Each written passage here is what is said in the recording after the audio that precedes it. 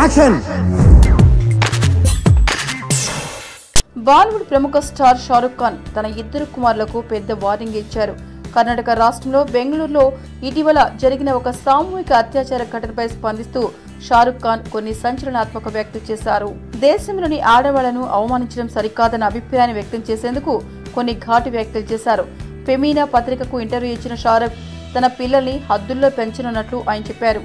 అమ్మాయిలను వేధించరాదని ఆర్యన్ అభిరామ్లకు చెబుతానని, ఒకవేళ వాళ్ళు తప్పు చేస్తే తల తీసేస్తానని, ఆడవాళ్లు అంటే ఆషామాషి కాదని, వాళ్లను గౌరవించాలని పిల్లలకు నేర్పనున్నట్లు షారుఖ్ ఆ ఇంటర్వ్యూలో చెప్పారు.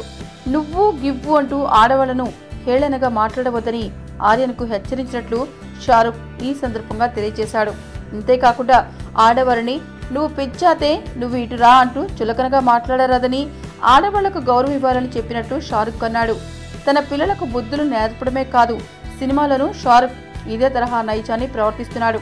తన కూతురు సుహానాతో డేటింగ్ చేయాలనుకుంటున్న వాళ్లకు కూడా షారుఖ్ కొన్ని సూచనలు చేశాడు. మీకు ఈ వీడియో నచ్చితే ఒక లైక్ కొట్టండి, లేకపోతే కామెంట్ చేయండి, బట్ సబ్స్క్రైబ్ చేయడం మర్చిపోకండి.